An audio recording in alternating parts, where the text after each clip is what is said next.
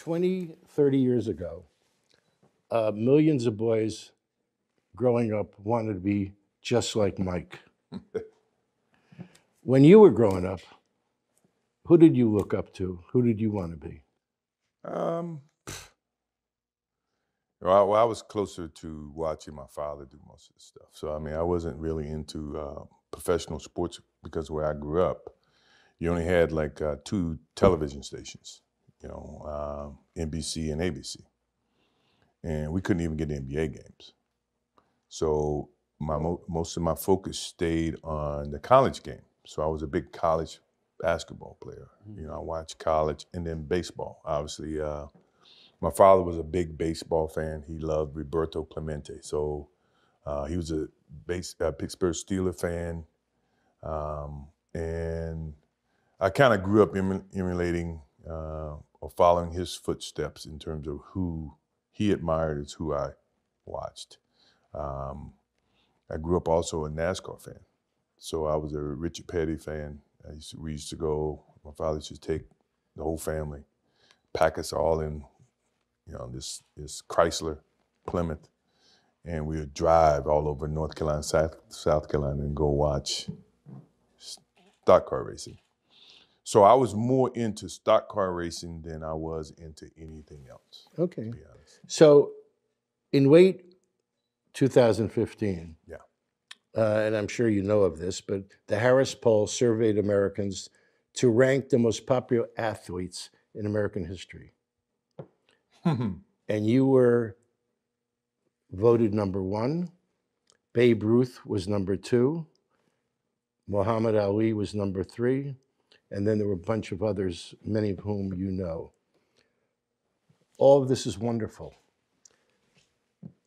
In your life, what is your greatest regret? I really don't have regrets. I am a person that says, as soon as you look back in your history and you come up with something that you feel like you want to change, something else has to change.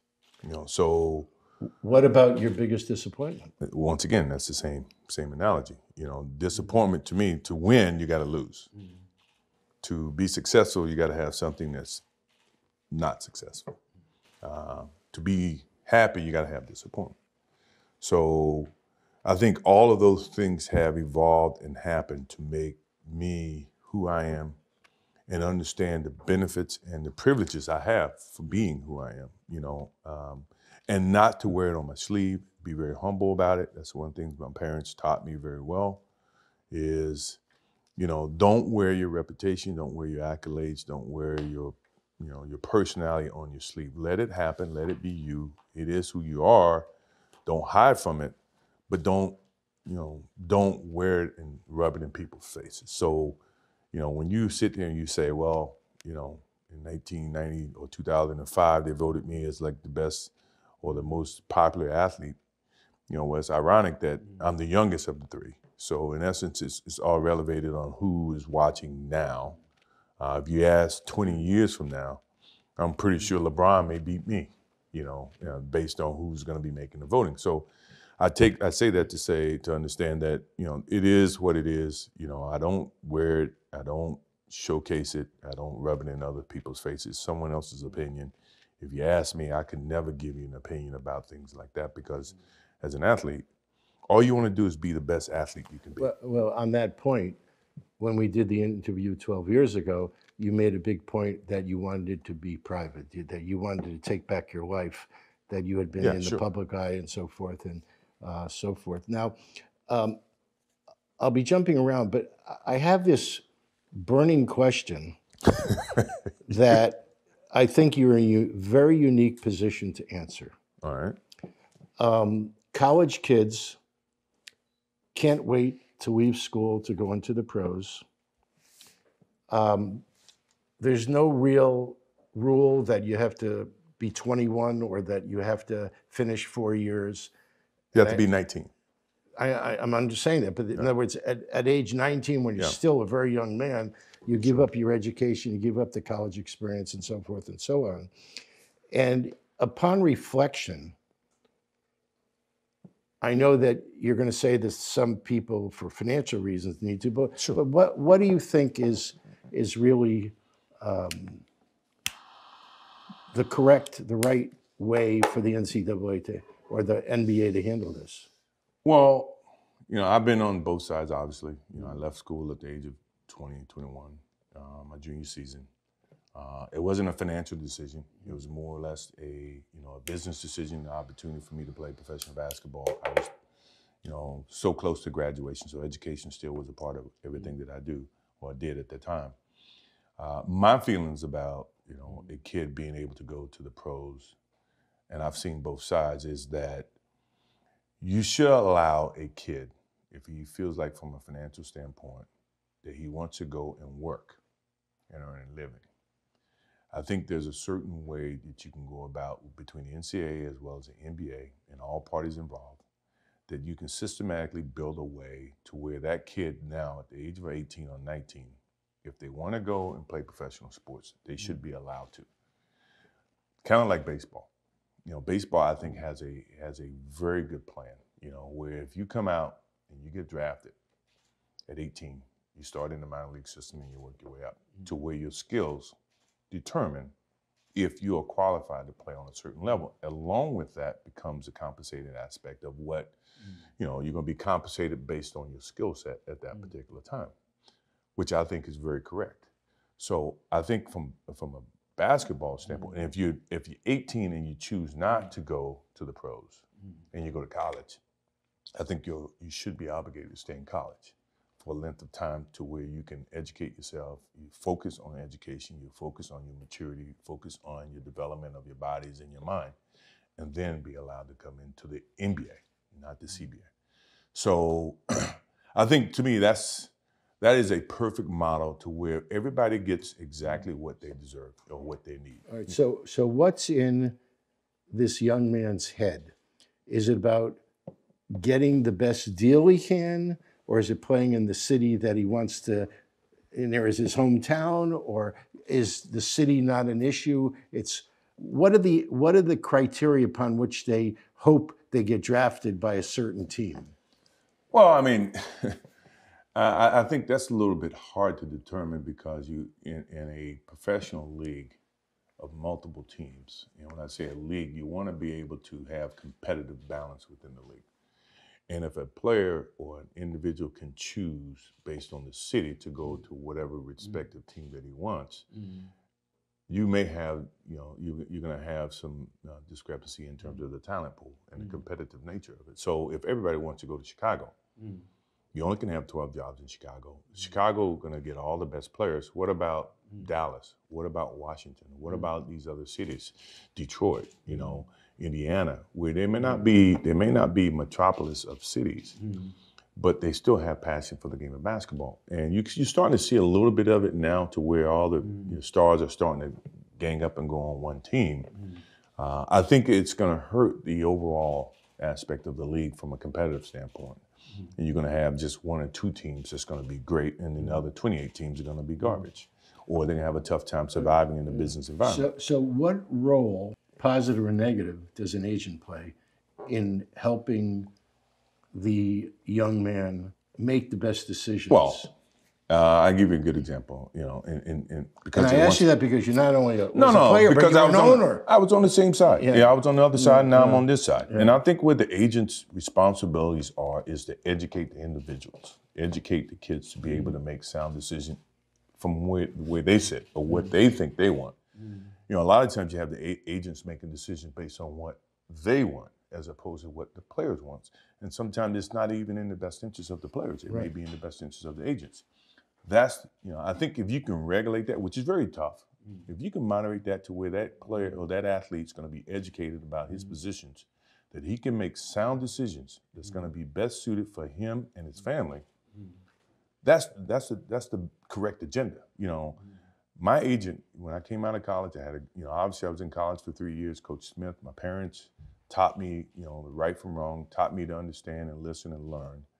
And then I got with an agent that basically educated me about the positions that I was in, how to, to manage my own, my personalities, the business aspect, how that translates into, in the business world, things of that nature. To a point now, I can do a lot of those things on my own. It's an education You know, I lived an education. I went through an education based on, you know, how my life was, you know, was lived. I think that can be very helpful for the kids today, you know, but because the agent is not that motivated or not, that's not their energy, they're not teaching the kids, you know, and the kids then, by the time they're not useful to the agent, now have nothing, no decision-making knowledge, you know, a lot of times they may end up broke, you know, they mismanage their money, you know, you can avoid some of those problems, especially when you talk about the kids are skipping college and going to the pros. Where are they going to get that education from? You know, the best support system they have is the agent. So if the agent's not going to educate them, you tell me they're going to learn, you know, the pros and cons about being independent and being able to manage their own finances. So when they're not represented by that agent, or they're out of the game of basketball, out of the game of football, can they still articulate and make decisions that's, you know, from a business sense? I think that's one of the major issues. You know, you see a lot of players who, you know, when they retire, they have no money. You know, they've mismanaged their money. They have in all sports. In all sports, not just basketball, football, baseball, whatever. So you talked earlier, you mentioned about the competition between cities, and it's a sort of a dual question. You can go wherever you want with it, but you know, you now are the owner of Charlotte, Right. who watch basketball are declining over the years. I think it peaked when you were playing. Right. Some people say there are just too many teams and the talent pool is diluted. And how can you develop your team to become a winner? Well, I being think from Charlotte. Yeah, well, it takes a lot of work, you know, which I'm not afraid of. It takes a lot of, you know, forwardly thinking, seeing good talent, nurturing new talent, developing new talent. One of the biggest issues we do have is we're not a Chicago, we're not a LA. So you have to create a culture, a winning culture, and you got to be able to connect that basketball team to the support system within that community. One of the biggest reasons why I bought the team initially, well, I felt the team was under preserved, you know, under operated because they were not connected to the community. Charlotte led the league for 10 years. When they first came into the league, led the league in attendance for 10 years, which was a huge economical, you know, support for that city. And the talent pool followed that. They had good teams that went to the Eastern Conference Finals. You know, they won 50 games. They had potentials of winning. And they got lost in the transition. When Charlotte moved to New Orleans, Charlotte was without a team. Then you had an owner come in who was not from North Carolina, did not understand, you know, and we're good friends. Bob Johnson and I are very good friends, and we talk about this and we understand the difference in terms of how things has transpired since I've taken ownership and since he was owner. That disconnected itself from the community, angered the community to where they would not support. The talent pool was not quite the same. It took a transition in terms of the kids were getting younger and younger in drafts. And what that entailed was you didn't have the same talent that when we played, the talent pool was much broader because the kids were in college much longer. And coaches could develop them, their skill set could develop, blah, blah, blah. So as the rules and the more players started to forego college and go to the NBA, what eroded was the talent pool as well and the education of basketball. One of the advantages you have is that in the 300-mile radius, you have so many colleges that have great teams. Oh, great, sure. Are you active in recruiting? To some degree, yeah, I am. I try to, you know, it's a very sensitive thing to recruit. Well, you certainly go to games to see the talent. Oh, yeah, I go see the talent. But in terms of recruiting a kid to go to North Carolina, that's a very personal and family decision. You know, maybe North Carolina doesn't best suit that kid. Maybe. No, I'm talking about once they're in college. Once they're in college, it's not a recruitment anymore. It's a draft. Yeah, but you can decide who it is you think. Well, right. You can evaluate it, but if you're at the 9th pick, you got to have 8 other teams pass on that particular player. So you're going to have to understand what may fall back at you at 9. You know, so we have a good department that has we put so much emphasis because, as you see, the star players are not rushing to small markets. So your selection of the talent has to be a little bit more worked at and selective for your team and your culture and for the city and from a coaching standpoint as well as from an organizational standpoint. So I put more emphasis on draft than what I used to, because you're not going to be able to get, LeBrons of the world to come to Charlotte. You didn't wake up, or when you were playing for the Bulls, I'm sure it was not on your mind that your dream is one day to own a team. But I'd like to know when the light shined on you that this is something I want to do, and what was it that motivated you to own a team? Because no player's ever done that before. Well, I always wanted to be connected to basketball, because my love is always going to be towards basketball. And the best way that I think I can pass on the knowledge that I have for the game of basketball to tomorrow's players is through ownership. Being able to, to earn the respect of the players, be able to communicate with the players, to give them the understanding of what it takes to play in the league and to excel within the league. So initially when I got out of basketball in 2003, actually, I got out in 1998, when the team was dismantled. I really didn't know what I was going to do in terms of ownership. So I looked at, and I was presented an opportunity to be a part of a ownership in Washington from a general manager standpoint. And with that came an education of understanding what it took. So quite naturally, you're going to make mistakes. You're going to understand you're going to make mistakes. The most important thing about making mistakes is being able to learn from them and not be able to duplicate the same mistake. So when I got the opportunity to be a part of the Washington Wizards at the time, Ted Leonsis brought me in as a part of his group. That's where I got my feet wet in terms of ownership. And it was intriguing enough. I didn't have the experience of ownership. I knew what it took, which was a lot of money, a lot of financial support. But the knowledge in terms of being able to transition from a basketball player who could impact a game and determine the outcome to where now you sit up in an office and have not the same control. You have to be able to live vicariously through the players that you select, which sometimes, you're going to make mistakes. And with that mistakes, you got to, be able to make adjustments. And that's what I learned in Washington. And, in my first couple of years, I was general manager. Then the next couple of years, I went down and I played, because I still felt I can impact the game from a player standpoint. Not with the same magnitude of what happened in Chicago, but from a teaching standpoint, saying that, okay, a lot of these kids, they believe in leadership from a physical sense, where that I can show you how hard it takes to work. I'm in the gym, the first one in the gym, the last one in the league, blah, blah, blah. And I felt like I can pass that to the play. Now we're fast forwarding all these years to today, and you are a very complete businessman. Sure. With many different interests.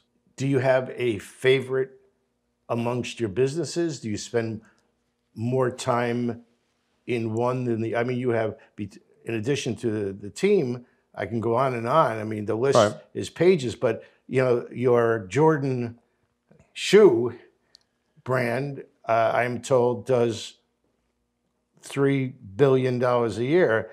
That ain't hay. But it was a process with that as well. And it's dots being connected. It's basketball, something that, when the shoes were at its peak, I played at a high level.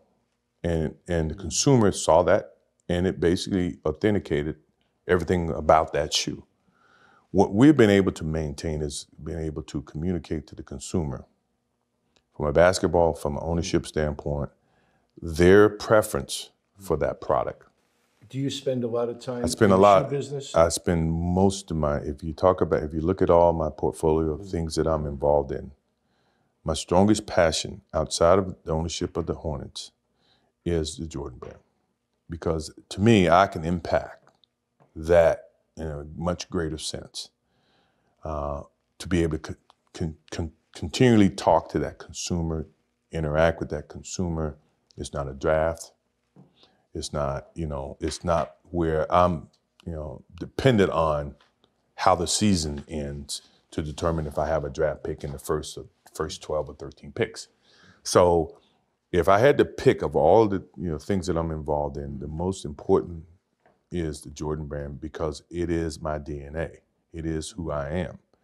The Hornets is a product of the personnel that I assemble. And if it doesn't have that DNA, you may not get the same results. So it's a work in progress with the Hornets, with the Jordan brand. It is successful because I can impact it. Or that, how often do you see the symbol of the brand, an icon that can communicate and say what I think or impact that product. And it truly is global. Yeah. What about the restaurants? Same exact thing. But you've had restaurants for a while, and now apparently recently you've been increasing and opening new restaurants. Because of the success of it, the Cornerstone guys who have basically, I partner up with, they help and they manage the restaurant scenarios. And what we have been able to is to understand what works with the consumer, once again. And we've been able to grow that business. So initially, when I was coming out of college or when I was in the NBA early on, would I have said that I would have been a restaurant owner? No. Once that was presented to me and I understood the dynamics of that business, we were able to grow that, utilizing my persona in a whole different way, tied into restaurant. I love food. I like food. Obviously, I love gatherings. I love plus having somewhere to go where I can control the environment. Is always intriguing for me because I can let my hair down, what little hair I have, and be able to do the things I want to do. My restaurants allow me to do that. I can go in, I can get a good meal, I can bring friends, I can talk, I can drink, I can do whatever I choose to do, and not worry about repercussions from that. So it's a safe haven for me, and yet at the same time, it's a great business. Let's digress to this. Golf? I mean, it seems like anytime I'm at the Bears Club, you're out there wheeling around in your golf cart with a cigar in your mouth. I smoke 6 cigars a day, maybe. Do you play golf almost every day? Almost every day. And sometimes 36 holes? Always 36 holes. And what's your handicap these days? 4. And it's a bad 4. So don't think that you can take advantage. No, I heard it was a 2. It's a 4. I know that you have been over the years very close with Tiger. Tiger, sure. Where do you see him in terms of his life? It's a transitional period, we athletes, we go through that, and then we have to be adults. We got to make, sound decisions. We got to make quality decisions. He is, to me, in a very unique situation.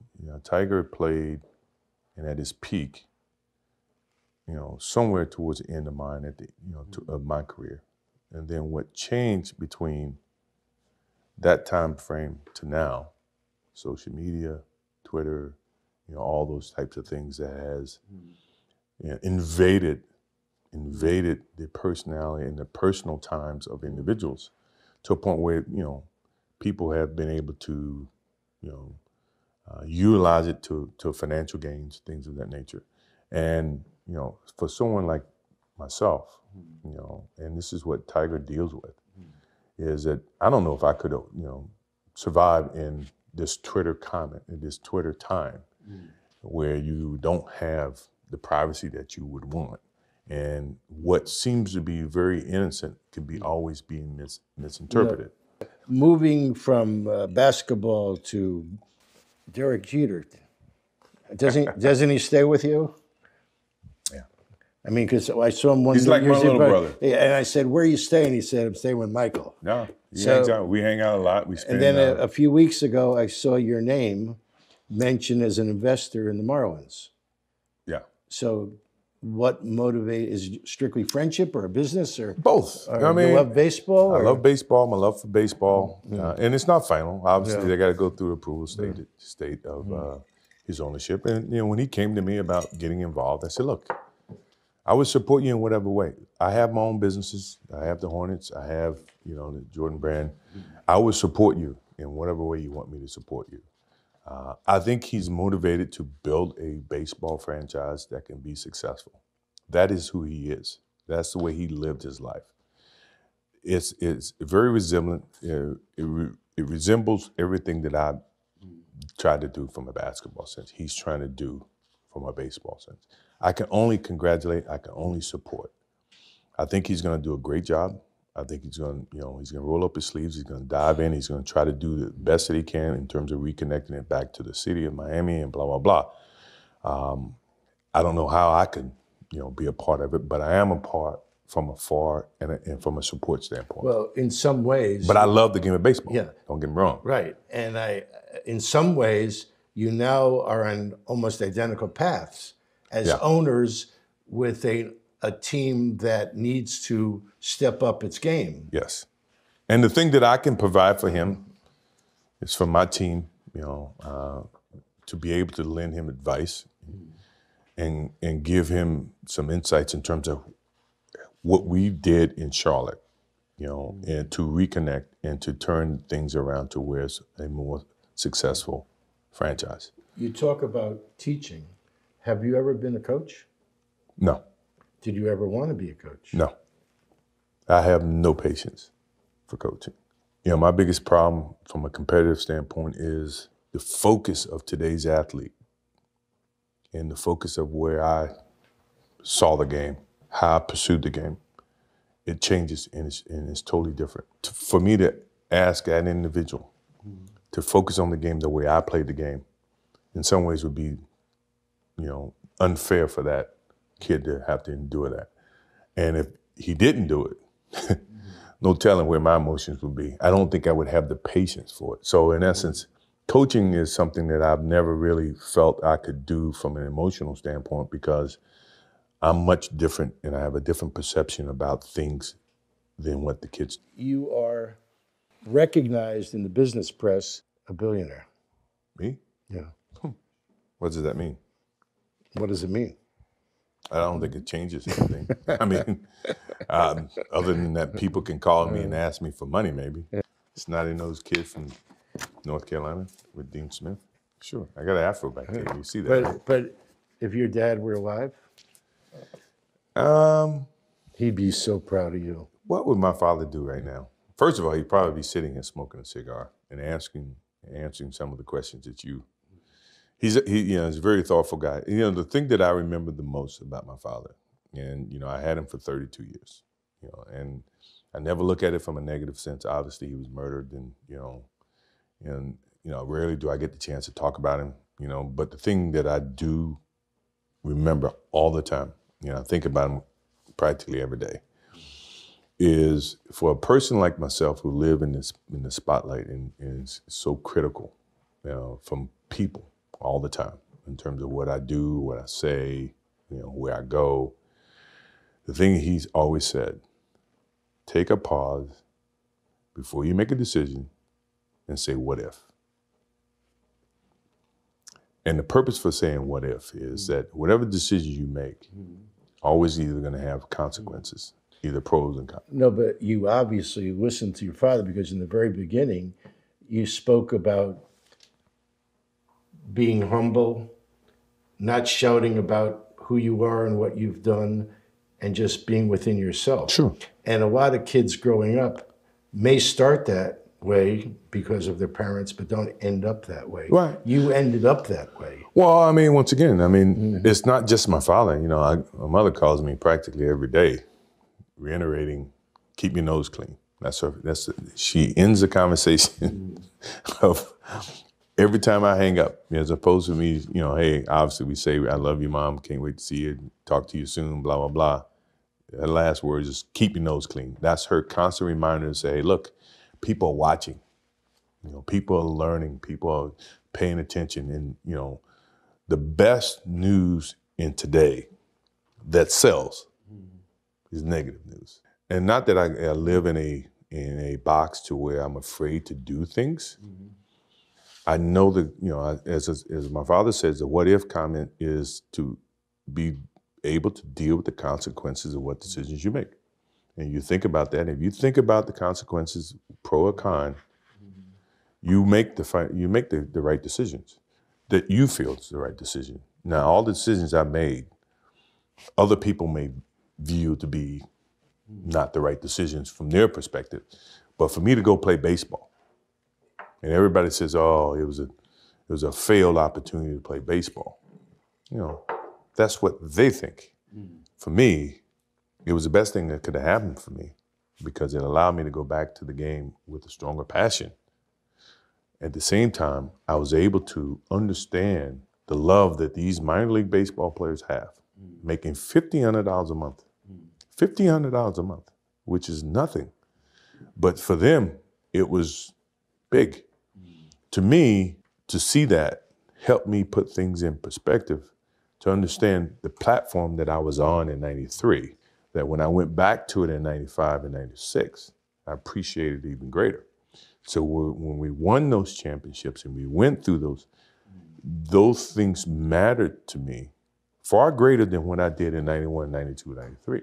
People don't see that, and people will never understand that to be success. You know, all they think about, well, he batted .202, you know, and he struck out a certain number of times. Yeah, okay.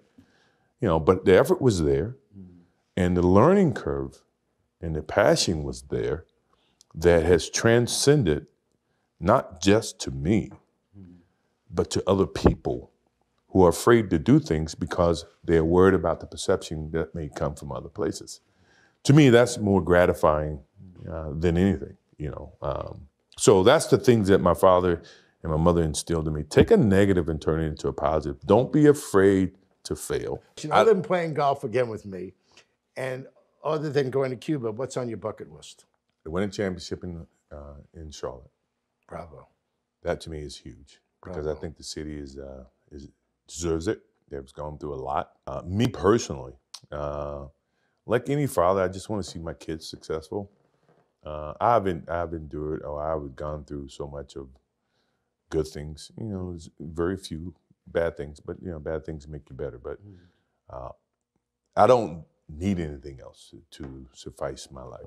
That there's a 8 or 10-part documentary coming out where there's many hours of film, I guess going back 20 or 30 years, and that there's something coming that is going to be very unusual in terms of a person's life. Yes, one of the tapings of my last year, or our last year, 1998, we had a camera following us the whole time to capture the last dance at that time, because everybody felt like the team was going to get dismantled.